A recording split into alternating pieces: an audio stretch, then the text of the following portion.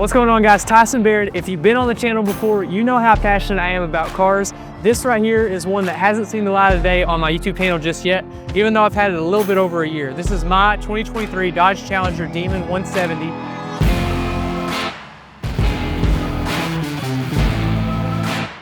It's a car that is so special to me. I was able to order it brand new, spec it the exact way that I wanted it, from the rear seat delete, the carbon tub, the roll bar, the parachute. They even put my name on the dash. I know there's Sublime, there's Plum Crazy Pearl Coat, but you know what? I am a sucker for red. Red is my favorite color.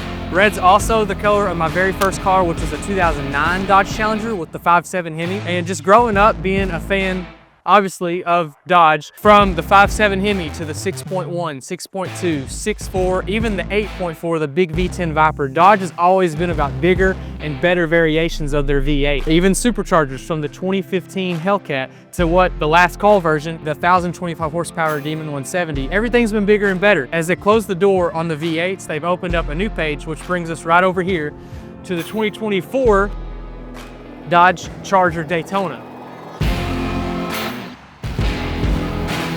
Probably the most polarizing vehicle on the market today when it comes to sports cars, because it's a full EV, which is the complete opposite of what Dodge has always been about. So as we take a new step on a new blank page, I want to do a comparison between Dodge's last variation of V8 to the first page of American EV muscle.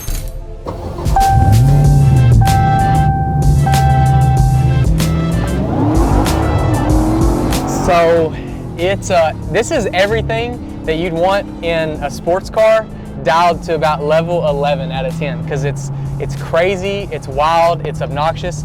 It really doesn't make too much sense. It's a 1,025 horsepower rear-wheel drive sports car.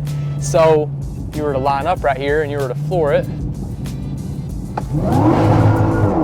I mean, it constantly just breaks loose, and but when it hooks, it goes.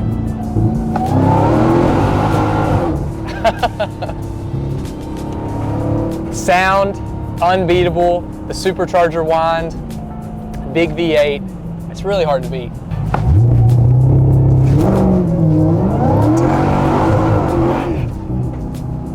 So the only thing is, a lot of the times when you don't have traction control off, it'll limit the power because the slippage, it doesn't want you to like put it into a ditch.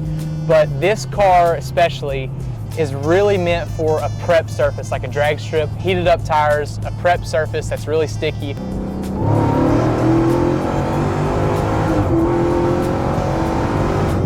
See, once it hooks, it goes. It just struggles finding traction. This is not an everyday drivable car. It may be for people that are stupid like me, but this is not something it's not the Challenger that you take to the grocery store. It's a Challenger that you really want to use and abuse and take it to the drag strip, because they built a drag car right from the factory. It is saying it's 16 degrees. So if a 1,025 horsepower rear wheel drive car isn't enough to not ever have traction, 16 degrees, there's probably no chance of it. But the only way that we might is me calling in a specialist. Mr. Bayird, are you busy right now? No. I need you to do me a huge favor if you don't care. What? I need you to come over here and roast my tires. I want you to do the biggest burnout you've done, okay? Oh, you mind? Come on. Okay. Okay, love you. Bye. So that's my brother Carson. If you're new to the channel, his name is Mr. Bayird because he is the boss. He loves fast cars, obviously, loud bass, obviously, and women, obviously. So you think he's probably a normal kid, but he's extraordinary in every circumstance. He is a survivor of trisomy 18. He has an extra 18th chromosome, Edwards syndrome. He has a form of autism. He is the coolest person on the whole world, and he's the biggest blessing in my life. Lately has been sending me videos of him doing burnouts in his racing truck. He has a Ram racing truck. We're big into Dodge here, obviously. So I'm gonna have him come over here, and he's never even driven this thing, but I'm gonna have him heat these tires up for us. Dad and Tyler They're on their way? Okay. Mr. Bayird, it's go time. I actually have an audience. They're coming to support you. Yeah, Glove. Woo! Hey! You pumped up? You pumped up? He's feeling better. Oh my gosh. He's fast. He is. Gotta warm it up. Warm Turn up, baby. He's doing a burnout himself before he gets That's what I said, yeah, he's already done burnout. Okay, are you ready? Yeah. Let's go time. It's go time, you ready? Oh, right here, right here. Ready? I'm ready.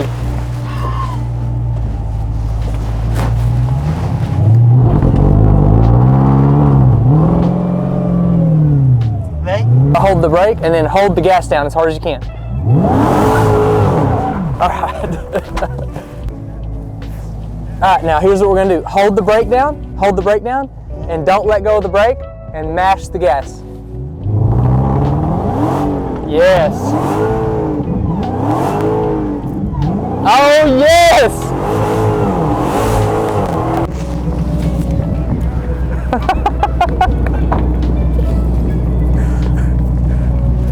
Did that look okay? Yeah. That was awesome. Was it? Did it do it good? Was it good? Yeah. I didn't know exactly how much it did. Look at the circle. Carson, great job. I love you, brother. So I have to make a confession. If you came here to think that I'm just gonna dog on EVs because I have a Demon 170 and I'm a musclehead guy, I'm not. I've owned 4 EVs, I've owned 4 Teslas actually. I've had multiple Plaids, I've had 2 of the Model S's, the Model X, and I've had the Cybertruck, and I'm a big fan of EVs. I think as far as performance, it's really hard to compete because it's just instant torque. Most of them are all-wheel drive, just like this one. And I think that as far as performance standard, it's really hard to compete against EV. On the other hand, I'm not going to sit here and tell you that this vehicle is great if it's really not. So what I want to do is run it down the road. I've not driven this yet. This is my raw initial reaction, and we'll just go from there. But right off the bat, I have to say the interior is 10 out of 10. This thing is very nice. The ambient lighting, it came in late last night off the trailer. I say late last night. It came in late afternoon. It was almost dead, so we plugged it up on the charger. We had to PDI it. We had to stock it in. It had an update on the vehicle, so we let it sit overnight, and we were all playing around with it. Carson was in it. He was revving the engine up because it actually has an exhaust, an EV with an exhaust. I know that's another polarizing feature that this vehicle brings to the table. Changed the lighting, it's very comfortable, the seats are great, the back room is huge. This is gonna be a really interesting vehicle to have and to sell. Let's just run this thing down the road and then go from there. I don't really know what to expect, so I'm just gonna go ahead and put it in drag. And then I don't know if you can really hear that from the camera, but the exhaust, the fake exhaust, just got louder. And no, I was actually impressed with the exhaust because on videos, it's kind of so-so, but then in person, when you're revving it, and it actually gets louder when you go just like a true exhaust. It's pretty, it's different, it's interesting. Very smooth. Okay. It's got some pull. It's got some pull to it. It's really, really smooth, which a lot of EVs do. You know, there's no transmission. It's like driving a golf cart with a whole lot of horsepower. That's where a lot of people that are so skeptical on electric vehicles in general, a lot of them really just need to get behind the wheel of one because I think they'd be impressed with how smooth the transition, the drive, how everything is on it.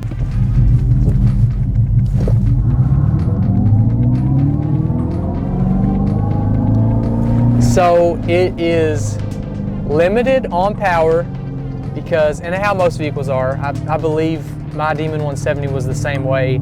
It's until you reach a certain amount of miles, it kind of limits like what performance power it puts to the wheels. I guess, you know, it wants to make sure everything's like broke in properly.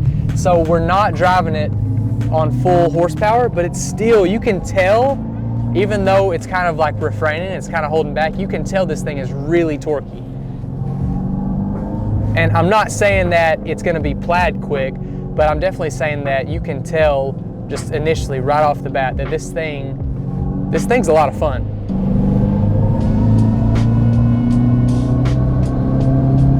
It feels so good though. It drives better than the 170, but I think really anything in the world would drive better than a 1,000 horsepower race car. And here's the thing also that I want to talk about as well. So this is the first variation. You know, when Dodge came out with the Challenger, it didn't initially come out with a 1,000 horsepower variant. That was the last one that they did. So with this one being the first one, I think they've knocked it out of the park with the looks, the aesthetic. I think it reminds me of an old school Charger as far as the body.